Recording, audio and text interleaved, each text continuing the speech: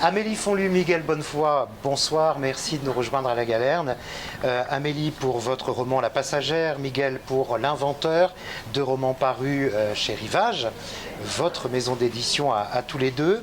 Nous avons décidé ce soir d'une rencontre croisée avec vous deux, avec vous Amélie, puisque vous êtes journaliste, illustratrice et primo-romancière, donc désormais autrice. Puis Miguel, on vous a déjà reçu à la librairie pour vos romans précédents.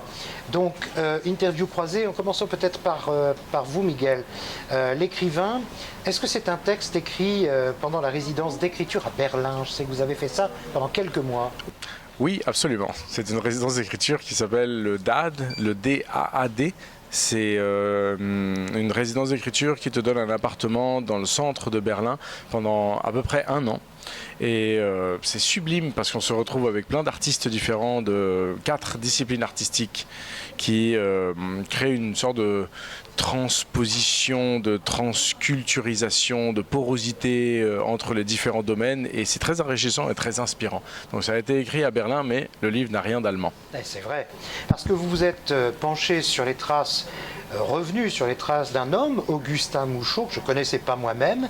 Qu'est-ce qui vous a finalement amené sur ces traces? Parce que finalement, son visage, et vous le dites vous-même, n'est sur aucun tableau, sur aucune gravure, dans aucun livre d'histoire.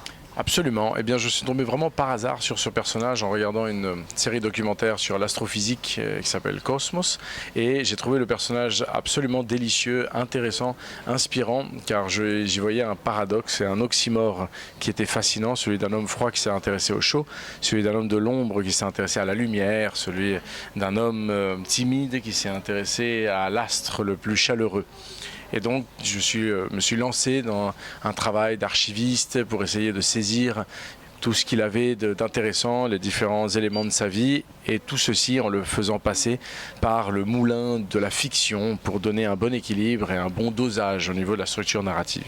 Ce qu'il faut rappeler quand même, c'est qu'en plein 19e siècle, il s'intéresse tellement au Soleil qu'il découvre quasiment, même s'il y avait quelques travaux qui avaient été menés avant cela, avant lui, mais il découvre et crée une machine qui va permettre de capter l'énergie solaire. C'est fabuleux à cette époque. C'est tout à fait ça. Il faut imaginer une époque dans laquelle tout est mu par la vapeur, et donc pour pouvoir avoir de la vapeur, il faut bouillir de l'eau. Pour pouvoir bouillir de l'eau, il faut du charbon.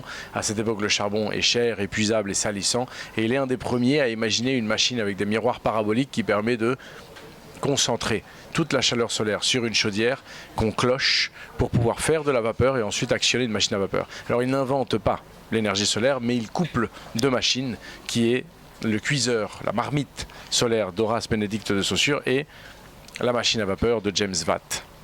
Miguel, je parlais tout à l'heure de vos précédents romans. On vous a reçu déjà ici à la librairie. Amélie est à nos côtés aujourd'hui, Amélie Fonlu, et j'ai trouvé parmi les connivences qu'il y avait dans vos écrits, un thème que vous avez en commun, c'est celui de l'exil. Est-ce que vous pouvez en parler un peu, évoquer ce point commun que vous avez dans vos écritures?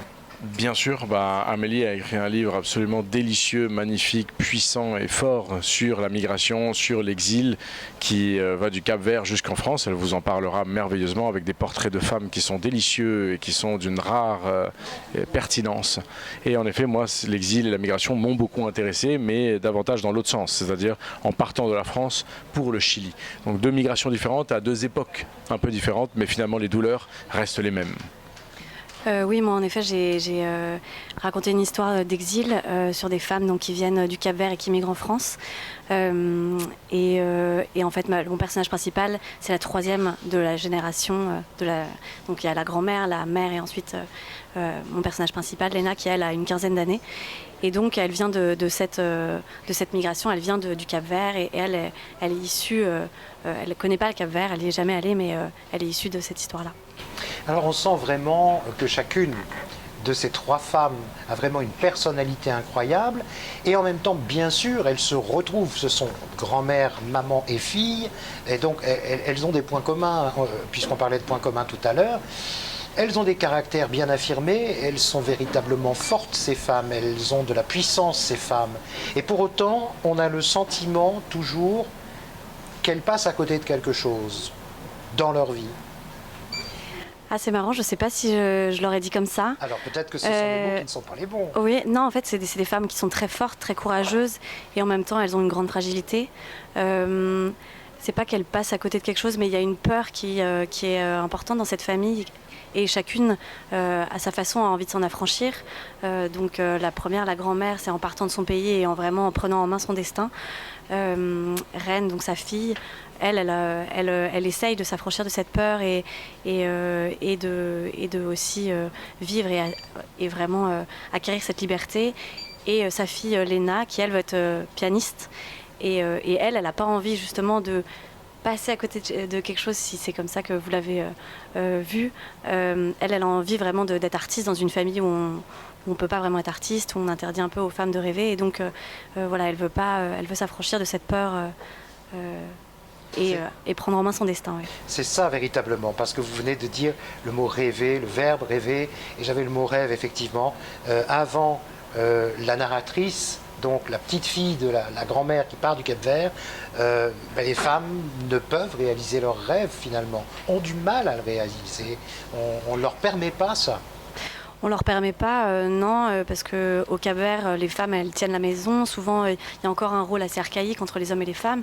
Enfin, chacune a encore un rôle où elles tiennent la maison. Et l'homme, souvent, part à l'étranger pour, justement, lui faire sa vie. Et elles tiennent le foyer. Et là, je trouvais ça intéressant aussi que ce soit des femmes qui partent pour elles-mêmes prendre en main leur destin. Et après, voilà... justement construire leur destinée. Miguel, pour terminer cet entretien avec l'un et l'autre, qu'est-ce qui vous a retenu dans ce texte qui est le premier roman, je le rappelle, d'Amélie Fonlu? Qu'est-ce qui vous a ému? Qu'est-ce que vous avez retrouvé pour conseiller à ce point ce récit, au point d'ailleurs de faire qu'Amélie soit notre invitée avec vous ce soir? Bien sûr. Non. Au-delà, bien sûr, de la force du texte, et on en parlera tout à l'heure, d'un texte qui non seulement parle d'une histoire de famille individuelle, singulière et particulière, il a la profondeur universelle qu'on peut retrouver dans les grands textes. Et là-dessus, c'est là où elle a fait mêler, bien sûr, le grand classique de la petite histoire dans la grande histoire, mais elle parvient à le faire avec habileté, avec pertinence, avec rapidité, avec précision, et tout en étant suffisamment fluide et fleuri pour ne pas perdre le lecteur en route. Et ce qui est aussi étonnant, c'est que pour un premier roman, elle n'est pas allée dans peut-être l'écueil classique qui est celui de tomber sur une autofiction ou celui de raconter sa propre vie ou d'aller dans ces petites affaires de couloir, sinon au contraire de se mesurer à l'exercice beaucoup plus difficile qui est celui de créer un univers, de créer un monde, de créer des personnages, de faire un vrai roman. Et en ce sens, elle ferait œuvre de romancière. Merci à tous les deux et bienvenue. Merci beaucoup. Merci.